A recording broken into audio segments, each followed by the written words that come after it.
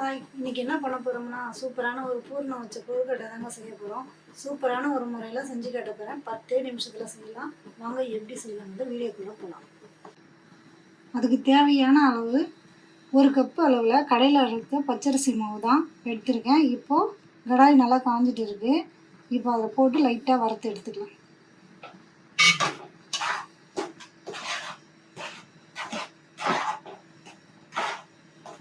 மீடியமான தீயில வச்சு வறுத்து எடுத்துக்கோங்க.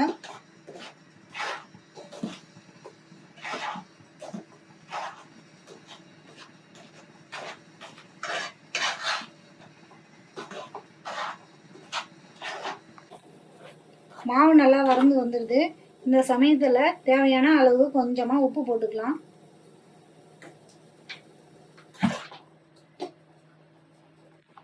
மாவு நல்லா வறுத்து எடுத்துட்டோம். இந்த நேரத்தில் தண்ணியை நல்லா கொதிக்க வச்சு எடுத்துருக்கேன். இப்போ இந்த மாவில் ஊற்றி நல்லா கலரி எடுத்துக்கலாம்.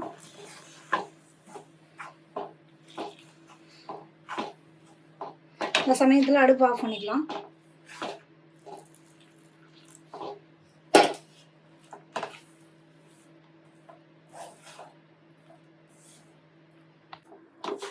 மாவு நல்லா பசஞ்சாச்சு. இங்கே பாருங்கள், இந்த பக்குவத்துக்கு வந்தவொடனே நம்ம எடுத்து சப்பாத்தி மாவுக்கு எந்த அளவுக்கு பிசைகிறோமோ அந்த அளவுக்கு பிசையணும். இப்போ மாவு ரெடி ஆகிடுது. இப்போ நம்ம எடுத்து ஒரு பாத்திரத்தில் மாற்றிக்கலாம். போட்டு மூடி வச்சிடலாம். மாவு ஆறுனா வறண்டிடும். அதனால் 1 கப்பு அளவில் வெல்லம் எடுத்துருக்கேன். இந்த வெல்லத்தை அதை போட்டுக்கலாம்.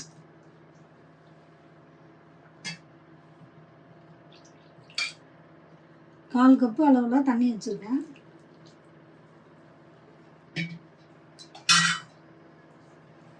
வெல்லம் நல்லா கரைஞ்சி வரட்டும்.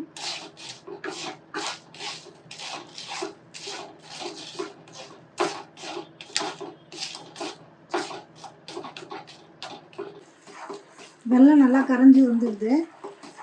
இந்த சமயத்தில் இறக்கி நம்ம வடிகட்டிக்கலாம்.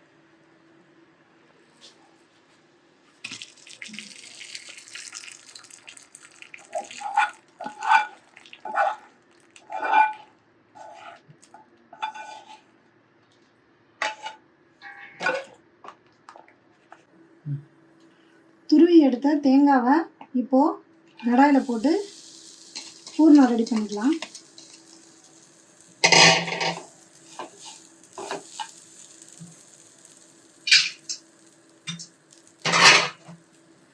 நம்ம வறுத்து எடுத்த முந்திரி பாதாம் இதில் போட்டுக்கலாம்.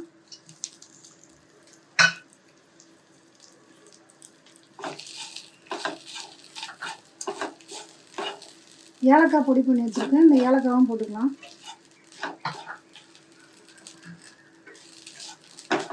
நம்ம இந்த வெல்லம் வடிகட்டி வச்சோம் பார்த்தீங்களா, இப்போ இந்த வெல்லத்தை கொஞ்சம் கொஞ்சமாக சேர்த்துக்கலாம்.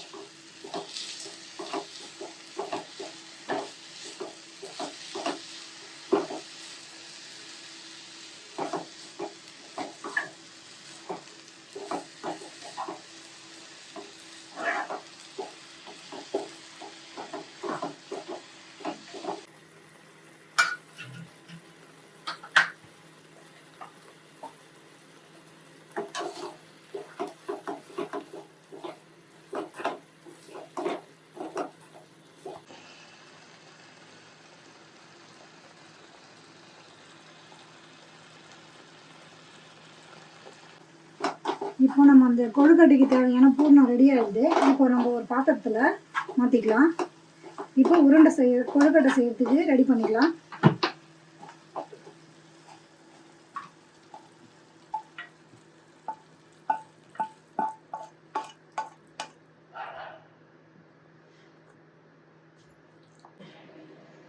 மாவு ரெடி ஆகிடுச்சு. இப்போ 2 டீஸ்பூன் அளவு நெய் வச்சுருக்கேன். இந்த நெய்யில் கொஞ்சம் லைட்டாக இப்படி தொட்டுங்க. ஏன்னா மாவு பிசு பிசுன்னு இருக்கும். அதனால தான் கொஞ்சமாக நமக்கு தேவையான அளவு மாவு எடுத்து நல்லா இப்படி கையை வச்சு உருட்டிக்கிங்க. உருட்டிட்டு இந்த மாதிரி மெலிசான பகுதியாக பண்ணிக்கோங்க. இப்படி ரொம்ப எந்த அளவுக்கு நம்ம மெலிசாக பண்ணுறோமோ அந்த அளவுக்கு சாஃப்டாக இருக்கும் கொழுக்கட்டை.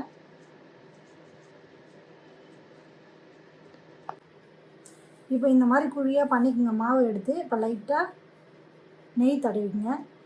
தடவிட்டு இப்போ நம்ம பூர்ணம் ரெடி பண்ணி வச்சுருக்கோம் பார்த்தீங்களா, அதை நமக்கு தேவையான அளவு, உங்களுக்கு தேவையான அளவில் வச்சு இந்த இனிப்பு கையில் படாத அளவுக்கு நம்ம இப்போது இதை மூடிக்கணும்.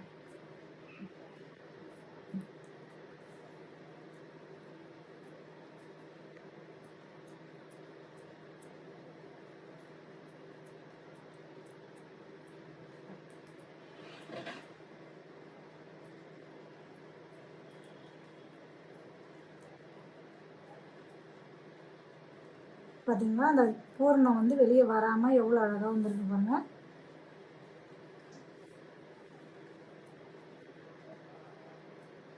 இப்போது நம்ம ஒரு பாத்திரத்தில் வச்சுக்கலாம்.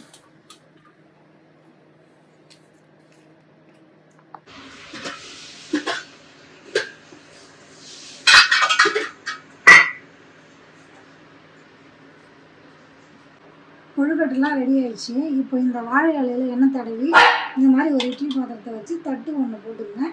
அது மேலே இப்படி வச்சுருங்க. இப்போ நம்ம ஒரு கொழுக்கட்டையாக எடுத்து இப்போ இதில் வச்சுக்கலாம்.